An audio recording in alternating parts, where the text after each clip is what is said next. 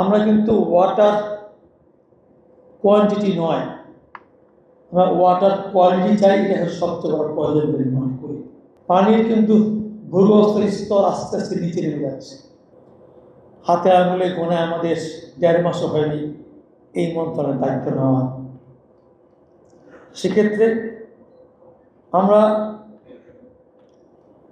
আমাদের বিশেষ করে মাননীয় প্রধানমন্ত্রী তার নির্বাচন ইস্তেহারে যেমন 20,000 সারা বাংলাদেশের নদী, খাল, জলাশয় খনন, পুনঃখনন এবং দখলমুক্ত করে আমাদের জীবন জীবিকার সাথে সম্পৃক্ত করে 25 কোটি বৃক্ষ রোপণ করে সেই জলাশয়গুলোতে মাছ চাষ, সাধারণ মানুষের হাঁস চাষ করে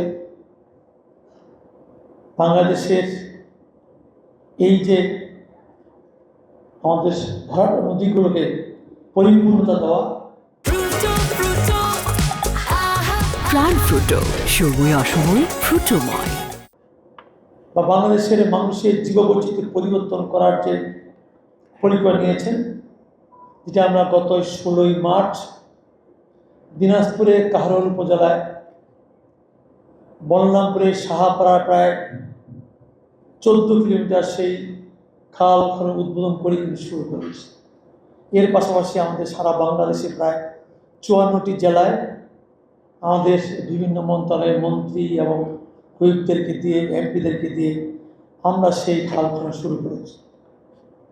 আজকে যে আমরা পানি দিবসে এই আলোচনার বাইরে আমি যে বিষয়টা বিশেষ করে গুরুত্ব দিতে চাই, এই যে আমাদের পানি, আমাদের এখানে নিশাদ স্যার বললেন আমরা কিন্তু ওয়াটার কোয়ান্টিটি নয়, আমরা ওয়াটার কোয়ালিটি চাই। এটা সবচেয়ে বড় প্রয়োজন বলে মনে করি।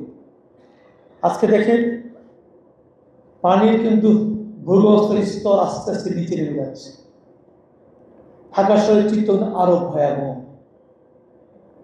সেক্ষেত্রে আজকে আমরা যারা এই মন্ত্রণালয়ের সঙ্গে সম্পৃক্ত, এই মন্ত্রণালয়ে যারা আমরা কর্মরত আছি, আমাদের প্রত্যেকেই নিজের থেকে আত্মউপলব্ধি, আত্মসংশোধন হতে হবে যে আমরা এই বাংলাদেশের মানুষকে, এই ঢাকা শহরের মানুষকে আমরা একটা নিশ্চিত একটা পরিবর্তন দিকে নিতে চাই।